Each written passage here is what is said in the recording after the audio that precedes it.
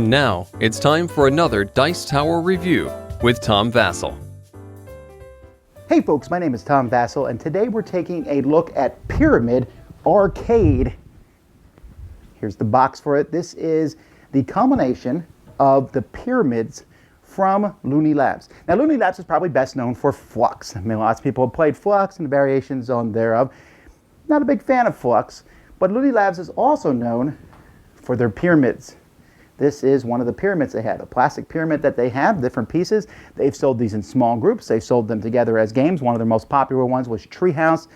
They've sold these in various forms. They sold a box called Zendo, a game I liked a lot, but there was just various ways that they sold these. But now they did a Kickstarter this year, and they sold these all together in one big set.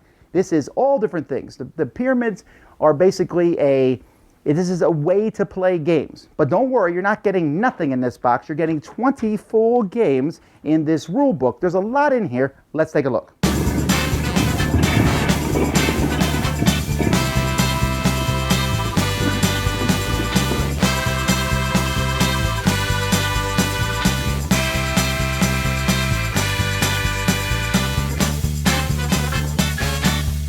The first thing we want to do is we want to look and see what's inside the box. And it has this really nice way of storing all the different pyramids of the game. There are 10 different colors, and there are 9 pyramids of each color. Each pyramid is 3 different sizes. You'll notice there's little pips on each of these. In the game, 3 pyramids of one of each size is called a trio. There's also a tree. That's when you put them like this. And then there's nesting, is when they're all inside each other, like the way I have them stored. And there's other terminologies and other things used, but you're going to use these. You won't use every color in every game. The game also comes with this board, which allows you to put the pyramids in like this. It comes with this board where the pyramids are laying down. It comes with this board, and I flip one here with a map of the world. It comes with some mobile boards, which can be placed in different directions to form a board. It comes with a few round boards. It comes with a coin, which can be flipped. It comes with a deck of cards. This is like your normal set of cards, except there are 5 suits of cards here, and they're also square. It comes with a set of cards that allow you to pick the different games that come in the book. It comes with dice. We got regular 3-sided dice. We got a color die, which matches the different colors and has a wild side. Lightning dice, they're called, and a die that shows different types of pyramids. And then it comes with a small set of cards called Twin Win, which is used for some of the games. Now, the most important part of this is not the pyramids per se, but it is the rule book itself. In the rule book, there's an introduction, talks about the different things that is mentioned to you, explains what's coming in here, tells you how to choose a game, tells you some main things that happen with different things. This I found fascinating. The game comes with a Starship Captain sticker. And they tell you a thing at the container store, a very specific piece of container that you can buy, put this sticker on, that then holds all the pyramids in it in a more compact form if you don't want to carry around the big box. And then we start with each game. And so each game, they tell you how many players, how quick the game is, how simple the game is, and the games go from simple games to, like this Homeworlds game, is a fairly complex game where all the pyramids become different spaceships. Some of their games are more famous than others. Ice Tower is one of their more famous one, with Martian Chess, Petri Dish. Treehouse is possibly the most famous games that use Ice House. So there's several games in here. There's even 22 more quick games, and you can find more of this stuff online, including Zendo, which is my favorite game of all time. But the pyramids in this one, you need maybe more pyramids to properly play Zendo. So this is what the rule book is like. Now I'm going to show you a few games here. This is just to give you a taste. I'm not going to go over every game. I haven't even played all the games, but I have played many of them. And I'm just going to show you kind of a variety here. So the ones I'm going to show you are a little bit more simple. This is a medium game. This one's called Martian Chess. And Martian Chess, this is the 2-player version. You can play more players.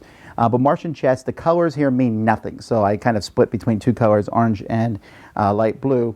And what matters is the pieces. Okay, so we have the queens, and these move just like a queen in chess. We have drones, which move 2 spaces in any direction, horizontally or vertically.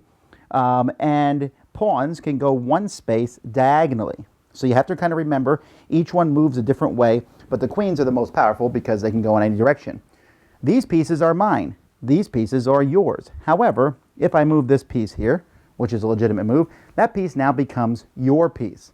Any pieces on your side of the board are yours. And so your goal is to try to capture your opponent's pieces. So I put that there. I can capture that now next turn with my queen. And you might say, okay, so you move this one diagonally, then I capture this one. That's mine now. I just got some points. However, I just gave you the queen, and now your queen captures my queen, and you get this one, which is going to be worth points. And you're trying to get the most points because capturing a queen is 3, capturing a drone is 2. And that's really the rules of the game, but the game is kind of fascinating because you are trying to, every time you move a piece over to capture something on your opponent's board, it becomes their piece, and you're setting them up possibly to make a move. Now, if you run out of queens, you can combine 2 of your pieces, a drone and a pawn, to become a queen. But other than that, the game is pretty much straightforward, but wow, is it a fascinating, interesting game. All right, this game is called Color Wheel. This one is, first of all, isn't that gorgeous looking? This looks really cool. This one, you mix up all the different color pyramids. You have the rest of the pyramids here, the monochromatic pyramids. These are used kind of as a countdown timer. You'll stick these aside every time you make a move. This can be played as a solo game, or you play it as multiplayer, but I like it as solo. In this one, you're trying to get all the colors together that are here in a group. So there's 5 different green ones. I need them all next to each other. And you can do that by switching 2 of the same size. So I put these here maybe, and then I'll switch this one here and this one here. So now I got 3 of the greens next to each other. But every time I do that, I'm spending a move. You have 27 moves essentially. Or you can switch 2 that are the same color for whatever reason. Maybe that will just help you. Maybe I want to switch those and I can switch these. I'm not saying that I would do that, but that's the whole point of the game. It's just you're switching until the whole thing looks like, well, I'm going to show you the rule book because there. Isn't that pretty? And that's Color Wheel. Well, here we have a silly game that's going to use this die that shows the pyramid sizes. So I'll roll this pyramid size. I rolled the medium pyramid. So each player will take 3 medium pyramids, make sure they're touching each other, and then put a card on top of them.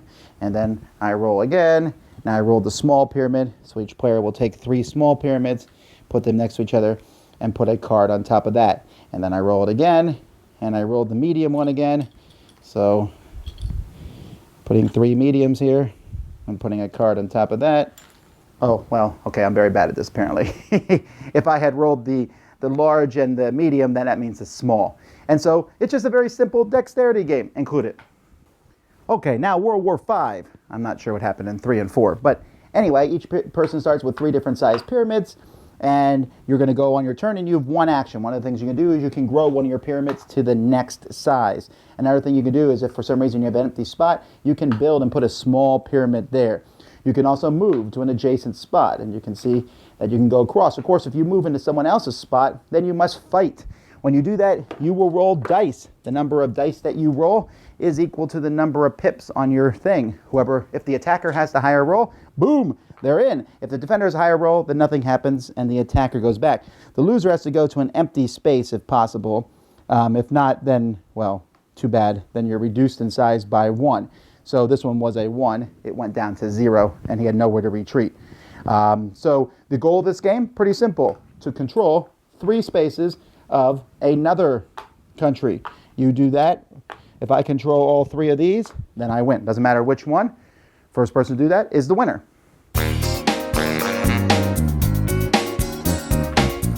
Now, first of all, I should point out that these pyramids here, I really love them. First of all, I love the different pyramids. I love all the different colors. I like that there is 10 colors in this box.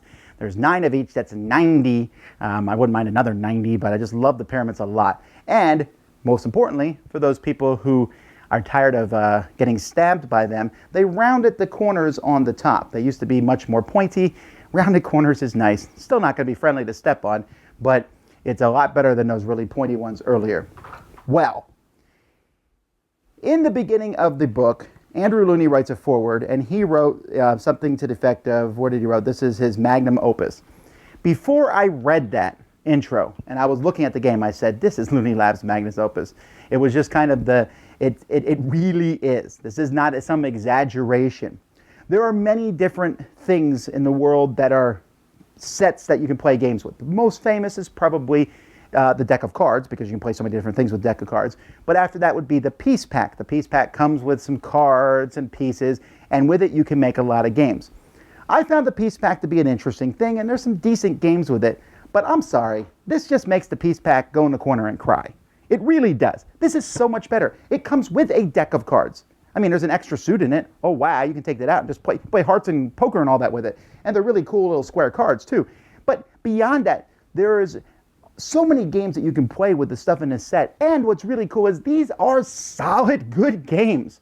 Every game I just showed you, I really like. And there's several others in there I like. There's several others I haven't played yet. But you got to try Treehouse. You got to try, oh, man. There's just so many good games here, and there's different numbers of players. Some games are speed, where you're playing them at the same time as other people. Some are very thoughtful. Some are for a solo player. Some are for 5 players. And when you bring this out and set this up, it looks really good. It doesn't look like you're putting a collection of pieces on the table. People come by and are like, what are you doing?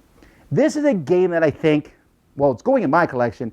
This is a game I think everyone should have in their collection. Honestly, because there's so many games that you can get from this. There's the book here, it has all these, and then you can go online and find another 50. But let's say you never find those other 50, and you get these games. I don't know if there's any game in here that I would rank like a 10. Not yet.